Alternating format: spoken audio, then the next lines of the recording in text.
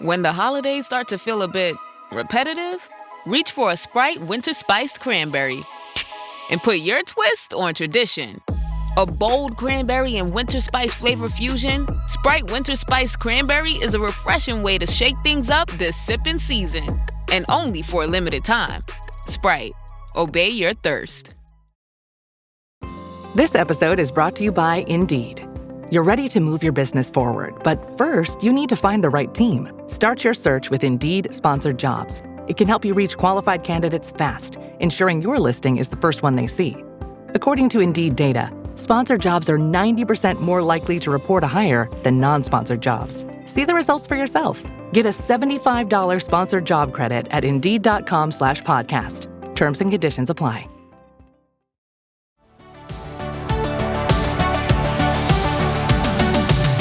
Welcome to the Dr. Raj Podcast with Dr. Raj Dasgupta, a show all about educating patients, students, and aspiring doctors about better patient care. Dr. Raj is a quadruple board-certified physician and associate professor at the University of Southern California. He was a co-host of the TNT series Chasing the Cure with Ann Curry, as well as a regular on the TV show The Doctors. And now, here's our show. Hi, and welcome to the Dr. Raj Podcast. And what is this a podcast about? Well, it's a podcast about just being a good person, being yourself, wellness, health. And you know what? It's a podcast about really fun and interesting things that you never knew about a person until you met them. And that's why today I have a real awesome, cool guest. Have you guys ever met a person, whether it's a dude or a dudette, and they're just cool to talk to? And then as you get to know them better, you start asking questions. And you're like, wow, you did that? Oh my God, where did this come from? So today I'm actually going to be interviewing Brian Smith. And let me read a little something about Brian. I didn't tell you anything about him yet, and you'll kind of get stuff while we're doing the interview. But Brian is a graduate from Springfield College, along with being the captain of the men's gymnastic team. While there, Brian earned many accolades. He is a 2-time MVP of the gymnastics team, a 3-time All-American, a 2-time Athlete of the Year, and he represented the United States several international competitions. This is no joke. After moving to California, Brian pursued stunt, that's right, everyone, and commercial work, and eventually secured a spot on the Bud Light Daredevils. Yeah, that's cool, man. Brian traveled throughout the world performing acrobatic basketball routines at every conceivable venue. Brian currently owns a gymnastics facility in Pasadena, California. That's where I met him, along with performing and managing the TNT Dunk Squad. Now, one more thing before I introduce Brian, I'm going to talk about GymnastiKids because that's where I met him. And GymnastiKids, this was actually established in 1991 when Brian started his first mobile gymnastics program. He bought a small red truck and some gymnastics equipment. He brought fitness and fun to schools in Pasadena and surrounding cities every week, with parents wanting to bring their children to GymnastiKids. And that opened in 2004 in Pasadena. Their goal of teaching gymnastic classes in a non-competitive, self-esteem boosting environment has been, I do agree, a great success. They are proud to bring smiles, laughs, and fitness to children of all ages. And with that being said, Brian, how are you doing? And thank you for being here. Hey, Raj, how are you? If I could see you, are you blushing a little bit? Yeah, a little bit. So, all right, Brian. I mean, I don't even know where to begin. I mean, you did so many cool things, but let's do the meet and greet part of stuff. So, was sports like a big part of your high school experience? Were you like the dude who was like on every team, like you're swimming and playing soccer and basketball? What was high school and sports like for you? High school was great. I wasn't on a ton of sports teams. I was mainly on the soccer team when I first got to high school. And I realized that I wasn't growing. I'm like 5'2". So I was looking around and I'm like, geez, what else can I do? And I had seen these demonstrations they do for gymnastics at the high school. And I'm like, I was kind of drawn to this gymnastics thing. I really want to do that. And, you know, my friends and my are like, dude, don't do that. Go join the soccer team, go join the base. Do not do gymnastics. I have 2 older brothers, and they're like, what are you thinking about? You're going to do that wimpy sport. You're going to jump around in your underwear all day. And I'm like, geez, but for some reason I was very passionate about joining the team, and I didn't listen to their like negative words, the peer pressure. I didn't listen to them, and I went and I did it, and I loved it. I loved it so much. So I did it through high school, and I remember I practiced all the time. I just loved the sport. I remember one summer, this sounds bad, but my friends and I broke into the storage locker at the high school and stole the pommel horse.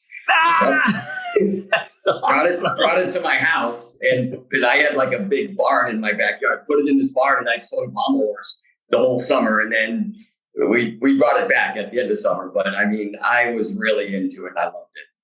And so that's high school, and I got to tell you, I mean, God bless your high school for having a gymnastics team. My high school could barely afford a flag football team, so I know you went to Springfield College, and what was your major there? Were you like did a major in pommel horse or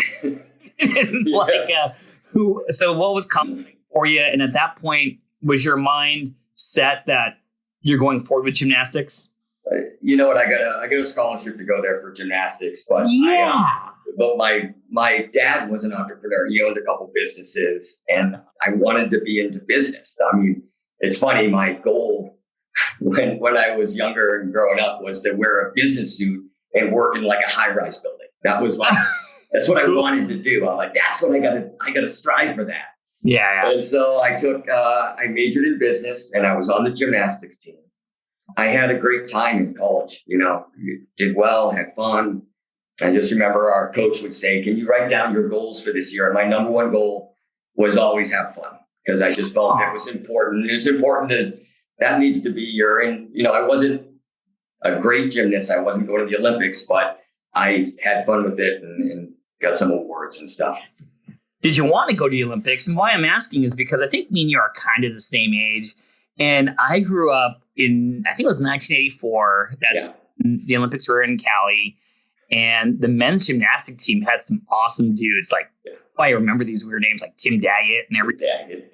Yeah, Tim Daggett was from Springfield. No, he was. You're just making that up. Well, he used to come to our practice and work out. And I'm standing there like, holy that's Tim Daggett. And then that was like Tim Daggett, Mitch Gaylord, Peter.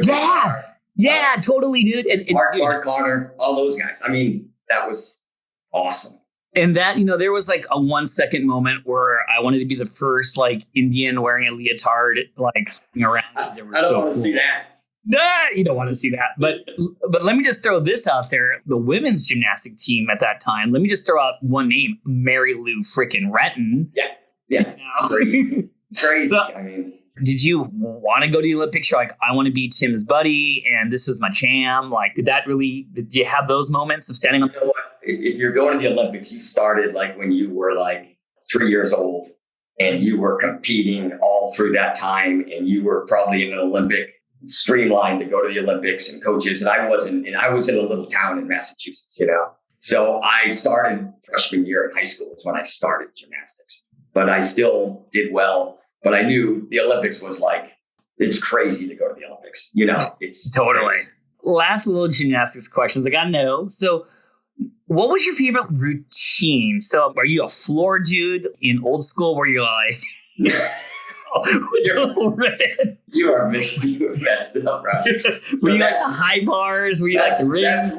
That's rhythmic gymnastics, first of all. So I didn't do that. But men's gymnastics, my best events were pommel horse and parallel bars. I was All-American on both of those. And then I was an all-around gymnast, which meant you did all the events. Some people just do specific events. I did all 6 men's events. Whoa. Now, I gotta tell you, I mean, the pommel horse, I don't know why I'm going to be focused on this, because is that the hardest thing? Because, I mean, you got to like lift your whole body up and you're swinging your legs around the horse. I mean, were you like that? Could you do those moves, Yeah, stuff like that. The Thomas Flair came into, remember that? Yeah. Thomas Flair. So all that stuff I could do. And pommel horse, usually, if you're an all-around gymnast, that's like your worst event. it's very hard to master. Very hard. But for some reason, I was drawn to that event, and it became one of my better events. Now, if I bring the pommel horse to GymnastiKids, you show me some scissors or something? I could do something. I'm not sure what, but something would happen. So number one, when I heard that about you, about gymnastics, I think it's just what you did and what you're doing. That's just awesome. It seems weird that we're going to switch gears in your bio and say, you wanted to be a stuntman? Am I reading this correctly? Are you just pulling like stuff out of your butt? I mean, well, I had an aunt that lived in San Pedro out here. I just figured I learned all this crazy flips and all this crazy things I could do. I'm like, why don't I try to make some money? Why don't I try to maybe make it a career? And I said, why don't I just go to California and try? So I end up, and my dad's like, there's some good opportunities in banking. I'm like, I think I'm just going to try this, and then I'll go toward banking. Anyway, I moved out here to Burbank, actually, and then I ended up getting an agent, a stunt agent, which happened really quick. I was teaching at a non-competitive gymnastics facility. Okay. So I was coaching, and I realized, I really liked to coach. It was never a chore to go in and coach. It was always fun. I ended up loving like younger kids, 2-year-olds to 10-year-olds. I was good at coaching that age group. And then I ended up doing some commercials, and I got a SAG card. Oh, okay. Screen Actors Guild, for those who don't know. Yes. And a SAG card, Screen Actors Guild card, is extremely hard to get. You have to somehow do something. And I just had a skill that a lot of people in the guild didn't have, which was this flipping thing. So anyway, I did some commercials. I didn't do a whole lot because that's when the Bud Light Daredevil thing came in. Okay, but I got to know, what was the scariest stunt that they told you to do? Did they make you jump out a window or something? Or did you for a shark like Fonzie and Happy Days or something? I remember I got this commercial for Suzuki. Remember the Suzuki Samurai? Oh yeah, they were every girl. I mean, it's not wrong if you're a dude and got one, but I thought every girl wanted a Suzuki Samurai. Yeah, exactly. So I booked this thing for Suzuki Samurai, and I get on the set, and they're like, "Can you do a flip?" I go, "Yeah." "Can you do a flip off of it?" And I'm like, "Yeah, I guess so." And they're having me do all this crazy stuff. So then I do the thing, and I'm like, "Oh, this thing's gonna make me so much money." So then, about 3 weeks later, Consumer Reports does this thing on the Suzuki Samurais that they tip over. They flip. Yeah! Remember that? They flip over. So that happened 2 weeks after I filmed the commercial. Oh, man. And I did a flipping commercial for the Suzuki Samurai. So they sent me a letter. We will never show this commercial, just so you know. That's funny. I can see dude, this is it. Big break. Yeah. Good. And I'm flipping, and so is the card. Yeah. So, okay, I do love that you were a stunt dude for a while. That is so awesome. So we'll go to part 3 because I love part 3 of you. So how did you get a job being a Bud Light Daredevil? And can you explain that to the listeners and everything? Yeah, the Bud Light Daredevils were formed in the early 80s, or actually maybe 70s. And this guy at Ole Miss, the University of Mississippi, ended up taking out a trampoline and jumping on it on the quarter break of a basketball game, and he dunked it, and the crowd loved it. So this guy, his name was Ty Cobb, which is just kind of funny. So Ty Cobb starts his company, and he ends up getting sponsored by Anheuser-Busch, specifically Bud Light. Mm-hmm. So he ends up making this show. It's a halftime show you do at basketball games during halftime, and it becomes wildly popular. So I am sitting in Burbank teaching, and I look at this magazine, this International Gymnastics magazine, and there's a want ads in the back, usually for teaching, but this one is for flipping on trampolines, which I can do. And I'm like, so I send him my stunt VHS tape. I mail that to him, and he calls me up, and he's like, "Do you want to go to Paris, France with us and just kind of hang out?" And I'm like, "Yeah." I end up going to France, hang out, kind of jump a little bit, come back, and I end up trying out for the team, and I made it. And so at this time, the Bud Light Daredevils are the number one halftime show in the world. That's basically what I'm getting myself into. And we go to Memphis and do a training camp. And I remember one morning I'm sitting eating cereal with this guy, Ty Cobb, and I'm like, "Hey, why did you hire me? You know? Yeah. And he's like, well, you know that videotape you sent in? I go, yeah. He goes, you're doing the flips and you're doing all the crazy stuff. I go, yeah. He goes, at the end of it, you throw like a kick and one of your friends grabs your legs and throws you like for a front flip and you go flying out of the scene. I go, yeah. And he goes, it reminded me of me and my brother, something me and my brother would do. So I hired you. The lesson is you never know why you're going to get hired. Like, that's crazy. Anyway, the Daredevil. So basically what the Daredevils do is they tour around the United States doing halftime shows. And it's a bunch of 20-year-old, 20, 23, 24-year-old guys. We get in a van, we go to a city, do a show, and usually it's a college show or an NBA show. And then after the show, you'll do the show, and the distributor of Anheuser-Busch will take you to a bar, and you have to drink beer and meet people. I'm like, I think I can handle this job. But so you do that, and then in the off season, we'd end up going overseas. So I got to go to like China and Japan and all over Europe. We went to Thailand. I mean, ton of places, and we do shows in these different countries. So it was a really cool job for somebody, 20, 23 years old. No, I think you're being humble. I mean, just drinking and going to cool countries and meeting people and going to NBA arenas. That's like inner circle of like cool jobs right there. It was crazy. And we got to meet players. We got to hang out. We got to watch the games. I mean, it was pretty special. Now let's talk about crazy. So I know you were talking to me about this a couple weeks ago that in the olden type days, maybe the word safety wasn't the most important thing out of their mouths. And you were doing these crazy flips. Now you were telling me that there wasn't like all this like really cushy padding everywhere. How was like safety back then? Was it a priority or there was no such thing? There was some safety. The mat got better. I know when I was in high school, you were flipping on like a wrestling mat. And like a horse, they call it a horsehair mat. There's horsehair inside the mat. Oh, that was the old days. But then when I did the Daredevils, they would have kind of regular gymnastics mat, not huge because we had to carry them around. And the trampolines were okay. They're a lot better nowadays. But back when I was doing it back in the 90s, they weren't great trampolines. Tell me, what was the worst one? What was the worst injury, man? I had a bunch of them, but what was a standout where you're like, you have to quit this for a second, Yeah, it was actually when I first started, we booked, it was San Antonio Spurs, and it was David Robinson's first game, which was a big deal, So the place was back. It was at I think it was the Hemisphere Arena back then. And I think you're right, yeah. So I go running down, hit the trampoline for the first time, and my back just goes out completely. Oh, jeez. So I land on the mat, and I'm like, oh, my God. And I just limped my way through the whole show and made it through. And then it took a month or more to get back to normal. But I tore both of my patellar tendons. I've seen a lot of injuries. But not like the horrific broken tib, fib, or leg or anything like that. No. Okay. Nothing like that. But I'm lucky. I've been fairly fortunate.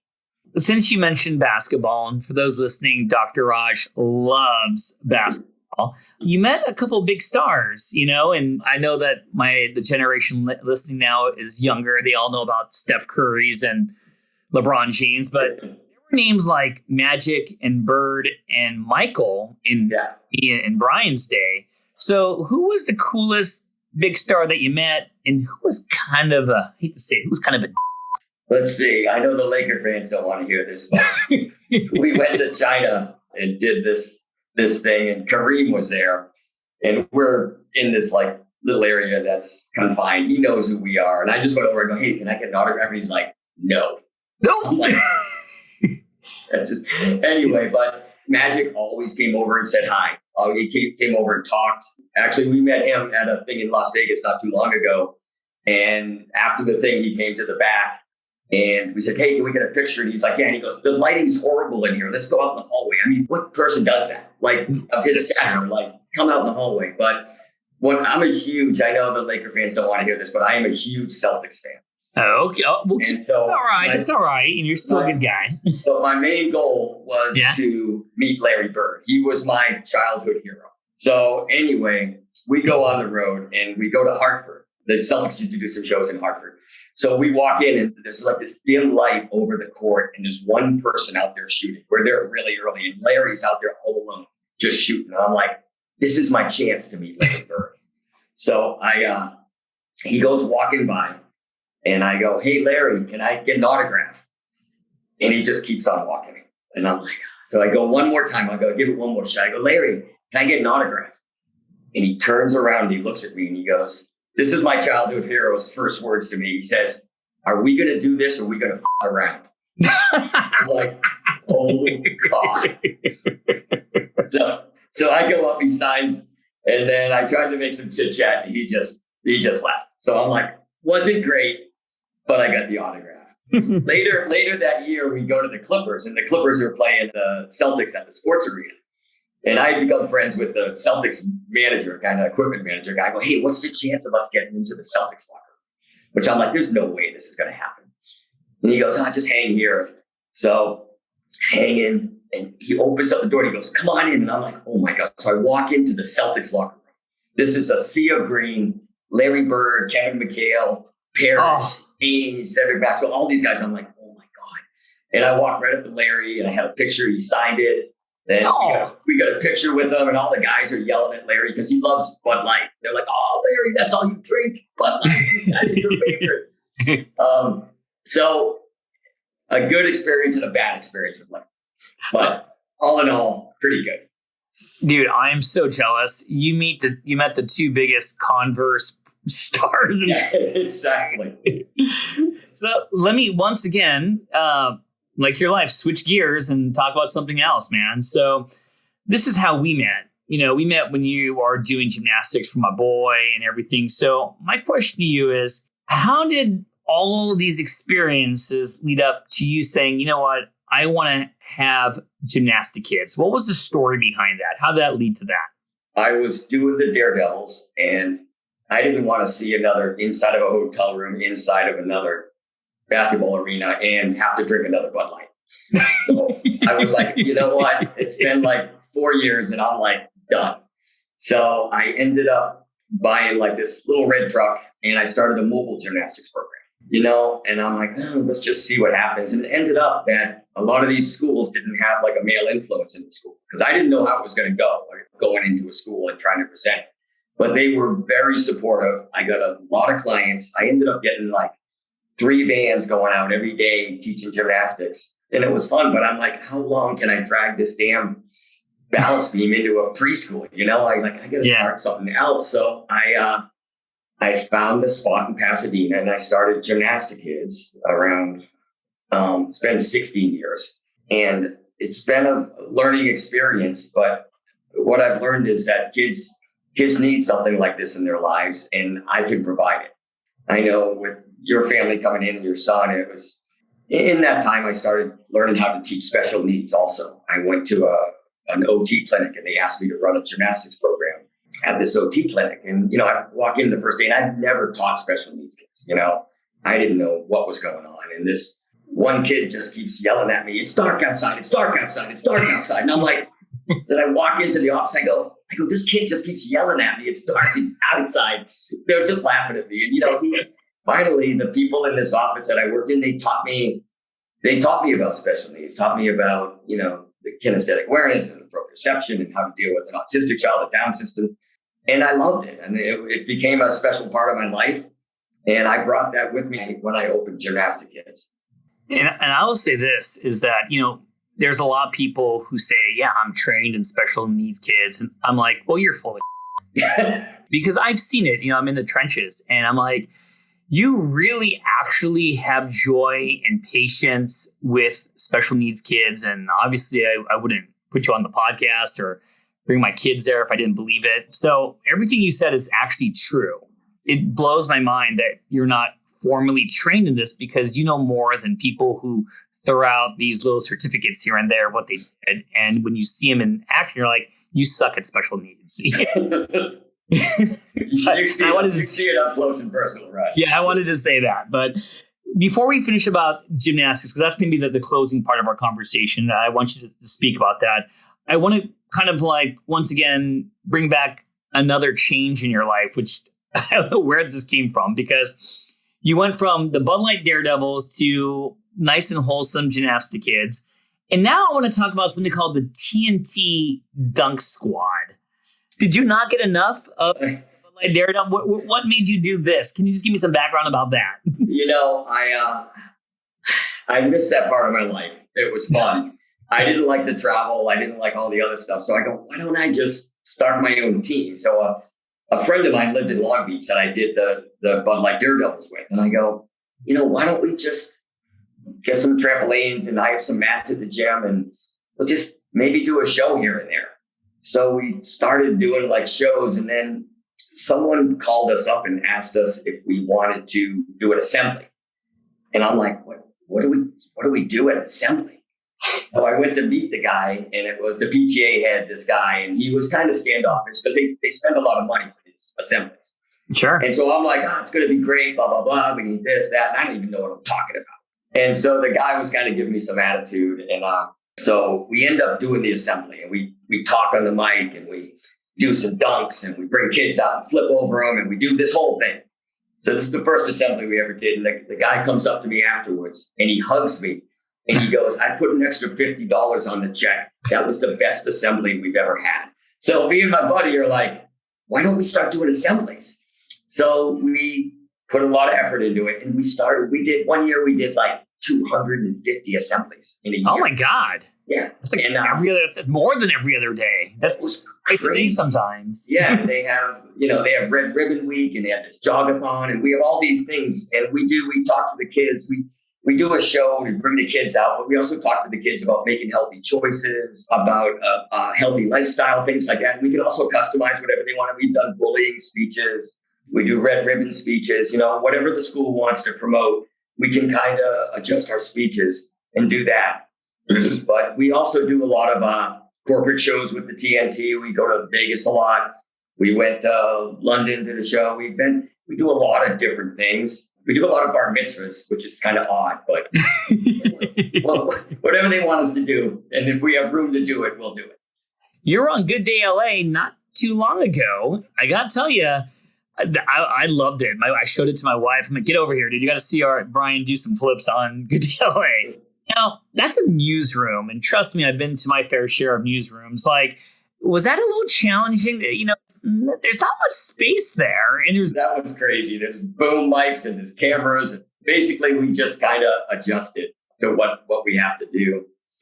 The best one in terms of like things going wrong was the Ellen show. We did the Ellen show. No way. Yeah. So that's big time. They go, can you come in and do it? And go, yeah. And they wanted to rent our basketball hoops. So go, all right. So we bring in our basketball hoops, set it up, and practice, and then they do it live. So they go, all right, you guys go. And so we run down, we do a dunk. Then the second dunk, this guy dunks and the whole backboard smashes. Wow. So there's glass on the ground. Backboard's not even there. And we run back to set up for another dunk. And we're like, just be careful. And so we go running down. We keep dunking. Guys are landing in glass. Oh my God. We do like 3 or 4 more dunks. And then we go to our spot stand and we wave. And Ellen comes down and she's like, oh my God, are you guys okay? And we're like, yeah. And a couple guys had some cuts, but that was something that went wrong. But you can't stop on live TV. You just got to keep going. But, we've done it in Crete. I remember doing it in Ireland. They wanted us to do it on a cobblestone street in the middle of town. Oh my God. We're like, all right, that's fine. Whatever. So it's been odd. So tell me about like trying out for the dunk squad. Not that I have any desire to do that. I want to do it, but I see the poor outcome that will happen to me. What do you look for to be on the TNT dunk squad? And when do you do tryouts? We kind of just meet people throughout the course. There's only a small group of people that do this, the acrobatic dunking. Small community. And I've been in it for a long time. And I shouldn't even be dunking anymore, to be honest. But I'm trying to keep it going because it's so much fun. But we just meet people, usually a gymnastics background, acrobatic background, stunt background, something like that. A lot of these NBA teams have dunk teams now. So like the Clipper dunk team has some people in there. Phoenix has a dunk team. So sometimes we can draw from them if we're traveling somewhere. we know people, we bring them in like that.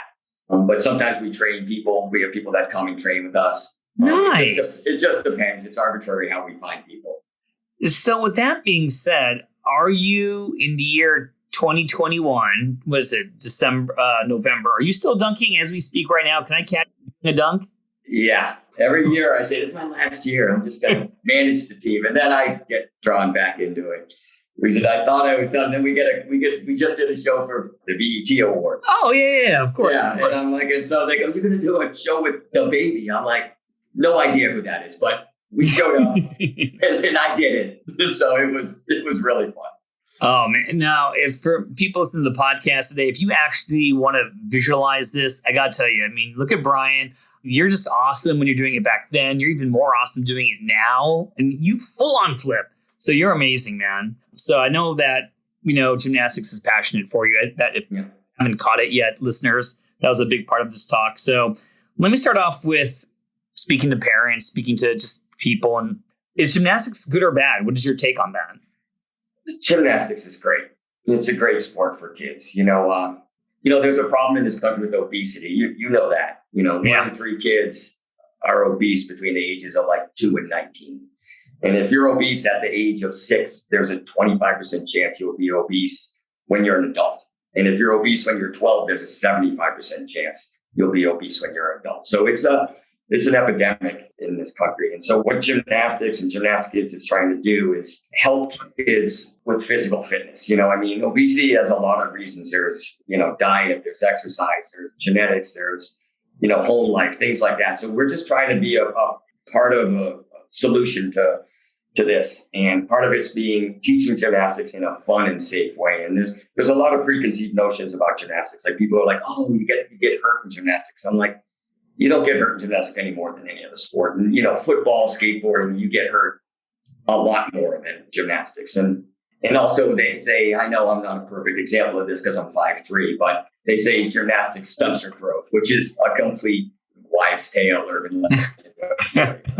Okay. But I hear from a lot of parents about their kids learning how to swim, like being water safe. And I kind of look at gymnastics as you need to learn gymnastics so kids can be life safe. Gymnastics helps with balance, strength, flexibility, discipline, things like that. And what we try to do at GymnastiKids is make it non-competitive. A lot of kids are thrown into the competitive environment at an early age. And, there's a race and there's 10 kids in the race. 1 kid wins the race. 9 kids lose. They're losers. Yeah. And their self-esteem doesn't feel good. They don't feel good about themselves. So what we try to do at GymnastiKids is break down these skills into achievable parts, like achievable steps. So when a child comes in, they can learn a step and be successful and then move on to the next step. And what this does is it gives a child an experience of success.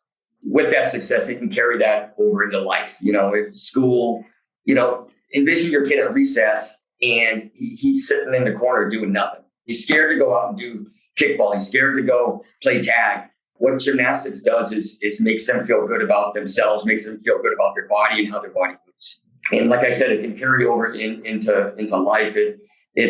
Gymnastics helps develop neurological pathways into a child's brain, which is going to help everything in their life. It's going to help them in school. It's going to help them whatever they do. And the other reason, which it seems kind of silly, is that it's fun. I don't know if you know this, Raj, but the number one reason that a kid quits like a sport or an activity is it's not fun. They're sitting at baseball and some guy's screaming at them and they just end up saying, this isn't fun. And so what gymnastics is, it's fun. And what we try to do is present it as fun. And I mean, who doesn't like to bounce and swing and climb and tumble? Everybody. You try to do it every time you're at the gym. What gymnastics does and what GymnastiKids does is provides a fun, positive, safe place for kids to do gymnastics and succeed and increase their self-esteem. So I can only say wonderful things about gymnastics. I know I'm a little biased, but it's true. No, and I wouldn't keep going there with my kids, and I have 3 kids, and each one of them has learned something. Brian didn't even mention being in his class has taught sharing, it's taught patience. My little girl, who's now 2, can now walk on anything without falling thanks to that class. And he's right. And let me ask you one last question, then we'll do our sign off and everything. I just want to know about, if someone's wondering, what age is too young or too old to sign someone up to gymnastics or to GymnastiKids? Do you have an answer for that, Brian? The way we say it at the gym is walking to adults, pretty much. So if your child's walking or even crawling, my buddy had a 10-month-old, and I thought he'd just be sitting there like a loaf of bread, I'm like, this kid's not going to do anything. And kid starts running around, he's swinging on the bar, he's going through tunnels. I'm like, that's unbelievable. So the earlier the better, as far as I'm concerned. You just start early, and then they're going to feel comfortable.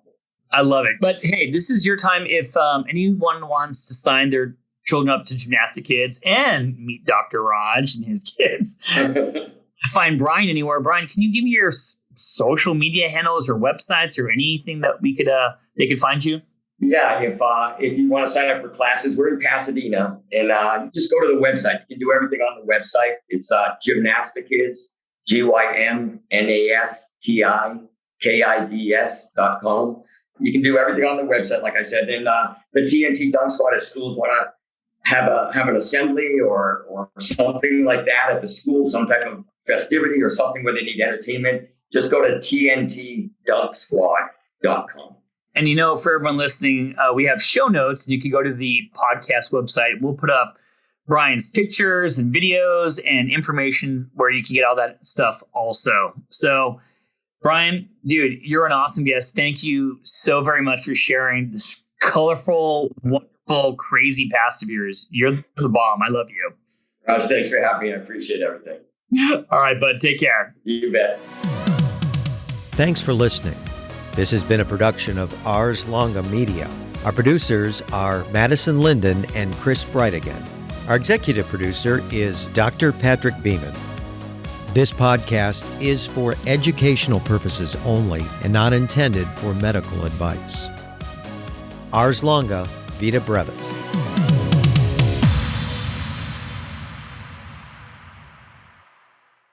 Hey, Ryan Reynolds here for Mint Mobile. One of the perks about having 4 kids that you know about is actually getting a direct line to the big man up north. Mm-hmm. And this year, he wants you to know the best gift that you can give someone is the gift of Mint Mobile's unlimited wireless for $15 a month. Now, you don't even need to wrap it. Give it a try at mintmobile.com/switch.